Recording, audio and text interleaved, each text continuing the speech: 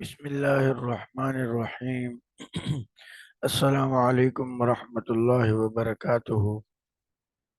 عزیز طلبہ و طالبات، آج کی اس ویڈیو میں ہم آپ کے لیے 12ویں جماعت کی اردو کی نئی کتاب کا ایک سبق لے کر آئے ہیں، جس کا نام ہے ادب آموزوں کے نام، اور اس کے مصنف ہیں چراغ حسن حسرت۔ سب سے پہلے تعارف مصنف ہے آپ کے سامنے۔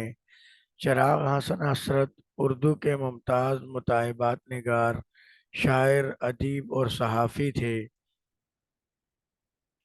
26 جون 1904 کو بامیار ضلع پونچھ کشمیر میں پیدا ہوئے۔ حصول تعلیم کے بعد انہوں نے کلکتہ میں اخبار نویسی کا کام شروع کیا اور اخبار نئی دنیا کے ذریعے ایک مزاح نگار کی حیثیت سے مشہور ہوئے۔ مولانا چراغ حسن حسرت کا شمار اردو کے صف اول کے طنزیہ نگاروں میں ہوتا ہے۔ وہ سنباد جہازی کے نام سے فکاہی کالم لکھتے تھے۔ قیام پاکستان کے بعد امروز کی ادارت سنبھال لی۔ آپ ریڈیو پاکستان میں قومی پروگرام کے ڈائریکٹر بھی رہے۔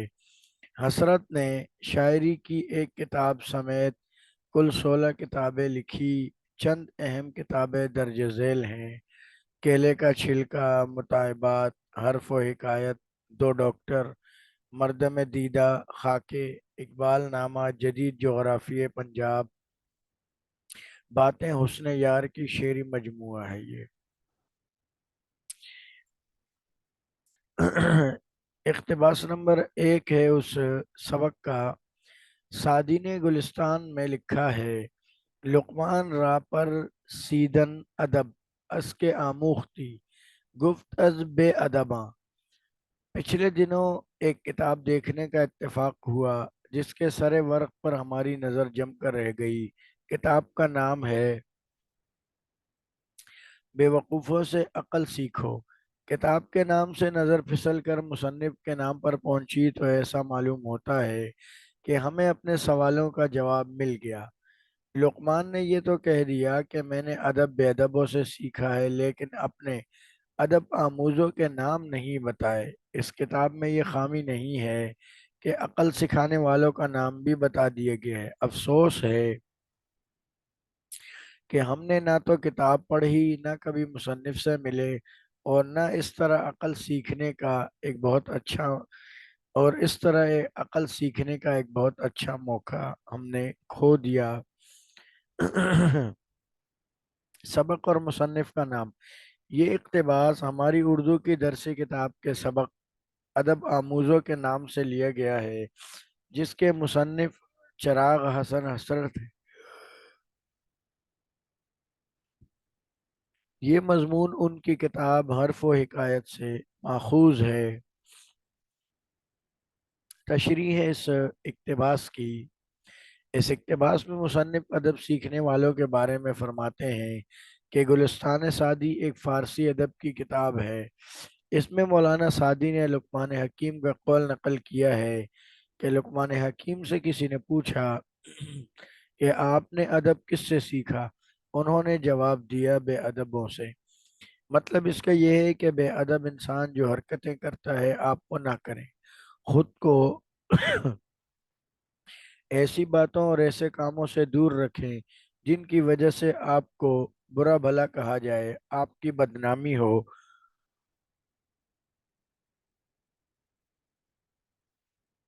مصنف فرماتے ہیں کہ حکیم لقمان نے یہ تو بتا دیا کہ میں نے بے ادبوں سے ادب سیکھا ہے، لیکن ان کے نام نہیں بتائے۔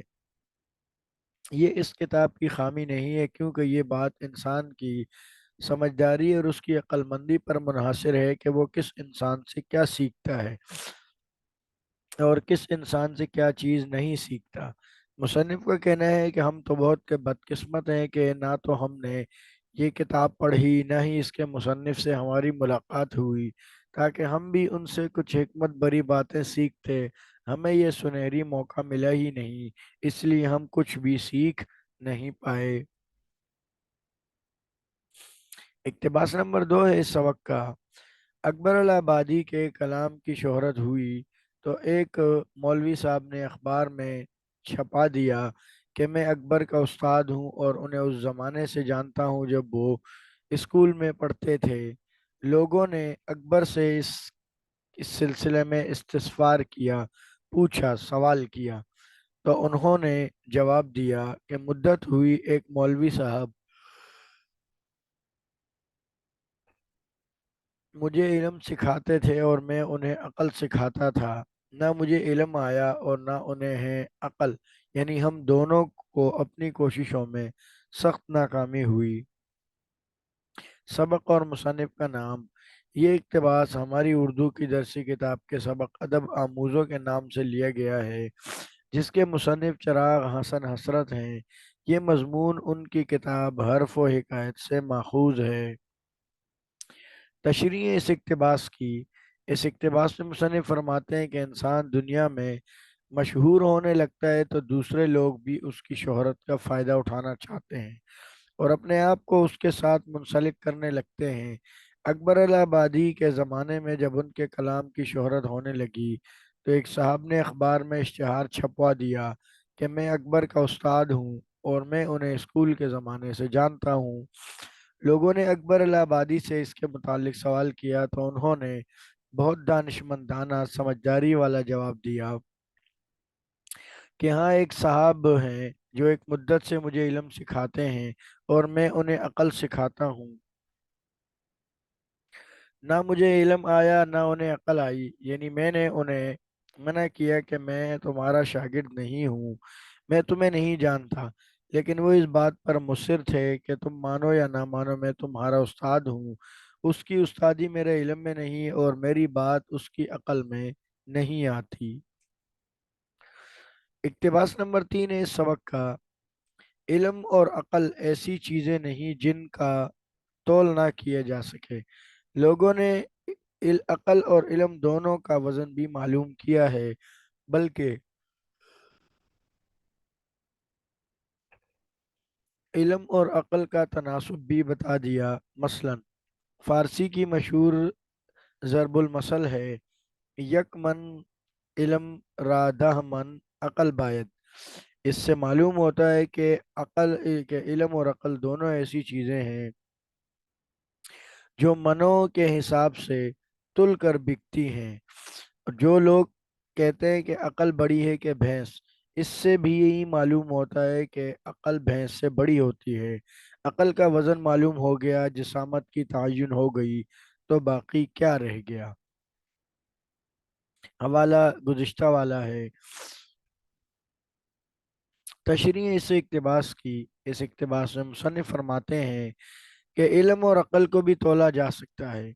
लोगों ने दोनों के वज़न मालूम किए हैं, दोनों का हिसाब किताब लगाया है। फारसी का एक मकूला है कि जिसका तर्जुमा है कि एक मन इल्म के लिए 10 मन अकल होनी चाहिए, यानी अगर आप एक मन इल्म सीखना चाहते हैं तो उसके लिए आपके पास 10 मन अकल होनी चाहिए। इस मकूले से ये बात भी साबित होती है कि इल्म और अकल दोनों को तोला भी जा सकता है। जैसे यहाँ पर एक मन इल्म और 10 मन अकल की मिसाल दी गई है। फिर अकल की जिसामत भी लोगों ने मुतय्यन करके पेश कर दी, जैसा कि मिसाल है कि अकल बड़ी है या भैंस। इससे यह बात भी मालूम होती है कि अकल बड़ी चीज़ है। अब जबकि अकल का वज़न और उसकी जिसामत सब कुछ मुतय्यन हो गया तो बाकी कोई चीज़ नहीं बची। इक़्तिबास नंबर 4। ताल्लुकात आम्मा का महकमा नेक नामी के मोल तोल में मसरूफ़ है। अगर उसके बजाय अक्ल व इल्म की एक आध खेप मंगवा ली जाती और 1 मन इल्म और 10 मन अकल के हिसाब से तकसीम की जाती तो हमारी बहुत सी मुश्किलें हल हो जाती। नेक नामी एक अच्छी चीज़ है, लेकिन इन दिनों नेक नामी से ज़्यादा अक्ल व इल्म की ज़रूरत है। हवाला गुज़िश्ता सबक वाला। तशरीह इस इक़्तिबास की। मुसन्निफ़ फरमाते हैं कि दुनिया में लोग अपनी अपनी नेकनामियों में मसरूफ़ हैं। अपनी शख्सियत को नेकनामी के तराजू में तोल कर लोगों के सामने پیش کیا جا رہا ہے۔ اگر اس ایک نامی نیک نامی میں شہرت حاصل کرنے کے بجائے لوگوں میں علم و عقل تقسیم اس طرح کی جائے کہ 1 من علم اور اس علم کو سمجھنے کے لیے 10 من عقل دی جائے تو ہمارے بہت سارے مسائل حل ہو جائیں گے۔ نیک نامی اچھی چیز ہے، لیکن ہمیں ضرورت جس چیز کی ہے وہ ہے علم و عقل۔ اگر لوگوں کو علم و عقل سے نوازا جائے تو ساری مشکلات آرام سے حل ہو سکتی ہیں۔ مصنف بھی یہی چاہتے ہیں کہ میری گزارش ہے کہ ایسے لوگوں سے جو اپنے آپ کو نیک نامی کے طور پر پیش کرنا چاہتے ہیں وہ عقل و سمجھداری اپنے اندر پیدا کریں تو زیادہ اچھا ہوگا۔ پانچواں اور آخری اقتباس ہے اس سبق کا۔ کسی گاؤں سے ایک شخص بستر خریدنے لاہور آیا۔ اتفاق سے دکاندار شاعر تھا۔ مولانا سیماب اکبری سے مدتوں اصلاح لیتا رہا۔ اس نے بستر بند دکھا کر کہا، چودھری صاحب ملاحظہ فرمائیے، اس بستر بند میں شعریت ہے۔ چودھری صاحب نے فرمایا، ہمیں سریت نہیں مضبوطی چاہیے۔ تعلقات عامہ کا محکمہ یوں ہی شریعت کے پھیر میں پڑا ہے، حالانکہ شریعت کی ضرورت ہے نہ نیک نامی کی بلکہ اسے صرف مضبوطی چاہیے۔ حوالہ گزشتہ والا ہے۔ تشریح اس اقتباس میں مصنف ادیبوں کی کہانی بیان کرتے ہوئے ایک بات فرماتے ہیں کہ کسی گاؤں میں ایک شخص بستر خریدنے لاہور آیا۔ اتفاق سے دکاندار جو ایک شاعر تھا اور مولانا سیم اکبری سے شاگردی کا شرف حاصل تھا، اس نے دو چار بستر بند دکھا کر چودھری صاحب جو ان سے بستر خریدنے آئے تھے سے کہا کہ اس بستر بند میں کتنی شعریت ہے۔ چودھری صاحب نے ان کی بات سنی تو فرمایا کہ شہریت نہیں مضبوطی چاہیے، یعنی شاعر صاحب کا کہنا کچھ اور تھا، انہوں نے شعر کی طرف اشارہ کیا۔ چونکہ چودھری صاحب اس فن سے ناواقف تھے اور انہیں اس چیز کے بارے میں معلوم نہیں تھا تو انہوں نے اس شعر کے لفظ کو شہر سمجھ کر کہا کہ شاید یہ مجھے شہر کے بارے میں بتا رہے ہیں، اس لیے انہوں نے کہا کہ ہمیں شہر کی چیزیں نہیں چاہیے، مضبوط چیزیں چاہیے جو ہمیں کہیں سے بھی ملے۔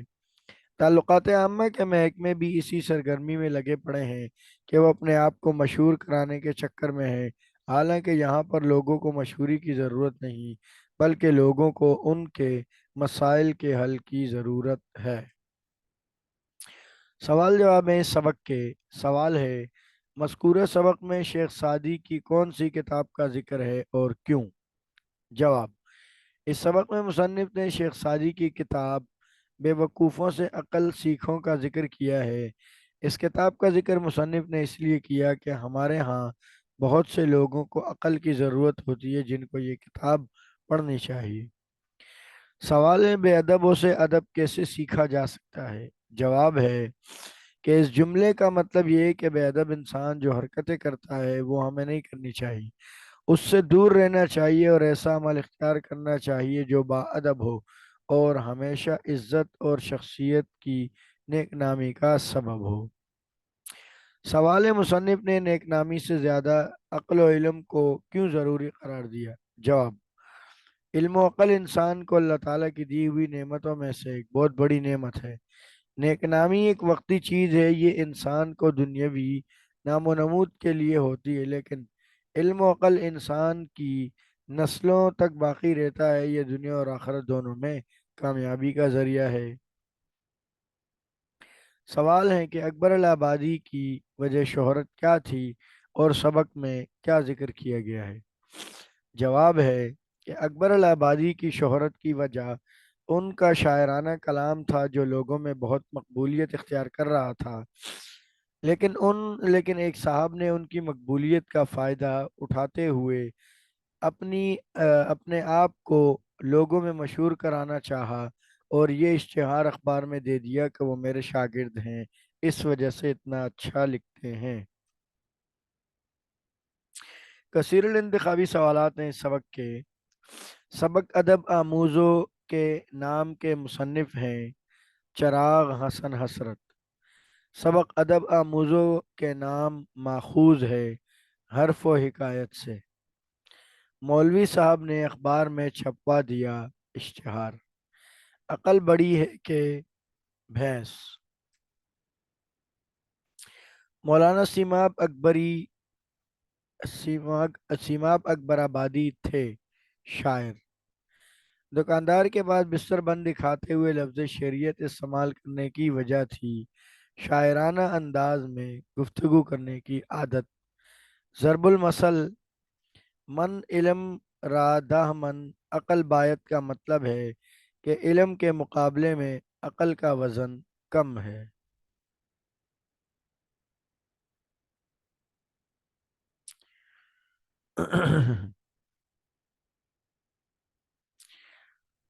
عزیز طلبہ، یہ سبق تھا ادب آموزوں کے نام سے، جس کی ہم نے آپ کو مکمل تشریح بھی کر کے دے دی، اقتباسات کی، اور ساتھ میں سوال جواب بھی اور کثیر الانتخابی سوالات بھی آپ کے سامنے حل کر دیے۔ امید کرتے ہیں کہ آپ ضرور اس سے فائدہ اٹھائیں گے، اور ہمیں دعاؤں میں بھی یاد رکھیے گا، اور چینل کو ضرور سبسکرائب کریں، کیونکہ آپ کے سبسکرائب کرنے سے ہمیں جو ہے وہ سکون اور تسلی ملتی ہے کہ ہاں، ہمارے طلبہ ہمارے اس چینل سے فائدہ اٹھا رہے ہیں، اور ان کو یہ چیز فائدہ بھی پہنچا رہی ہے۔ آپ کے لیے تو سبسکرائب کرنا اتنی بڑی بات نہیں ہے، لیکن ہماری تسلی ہو جاتی ہے۔ اگلی ویڈیو تک کے لیے اجازت دیجیے، دعاؤں میں یاد رکھیے گا۔ اللہ حافظ۔